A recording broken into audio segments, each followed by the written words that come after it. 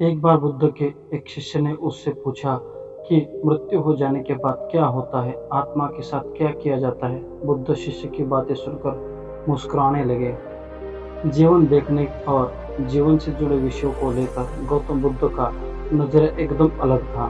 उन्होंने किसी को भी किसी विषय को उलझा कर नहीं समझाया। गौतम बुद्ध अपने शिष्य की सारी परेशानियों भी साधारण उदाहरण से देखकर ही हल करते थे।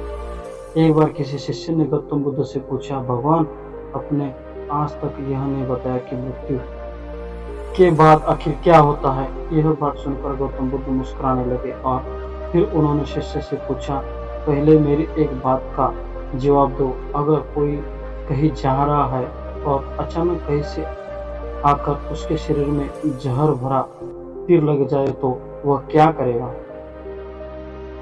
पहले शरीर से जहरीले तीर को हटाना ठीक होगा या फिर देखना कि तीर किधर से आया है। शिष्य ने गौतम बुद्ध से कहा कि पहले शरीर में घुसे तीर को निकालना चाहिए, नहीं तो जहर पूरे शरीर में फैल जाएगा।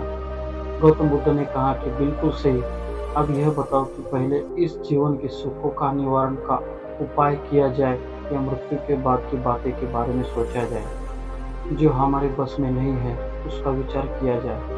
मृत्यु कब आएगी यह केवल परमात्मा को पता है। मनुष्य के हाथ में केवल कर्म करना है। अगर हम ऐसे विषयों को लेकर अपना समय बर्बाद करते हैं तो कुछ नहीं मिलेगा।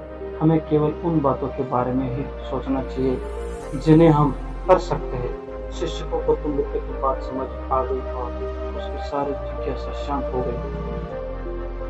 कथा से हमें यह सीख मिलती है कि मनुष्य को सोचने समझने में वक्त बर्बाद ना करके ऐसे कामों के बारे में सोचना चाहिए जिससे हम अपनी परेशानियों को हल कर सकें और जिससे समाज के फायदा हो सके। दोस्तों, वीडियो अच्छा लगे तो लाइक और सब्सक्राइब कर दीजिए।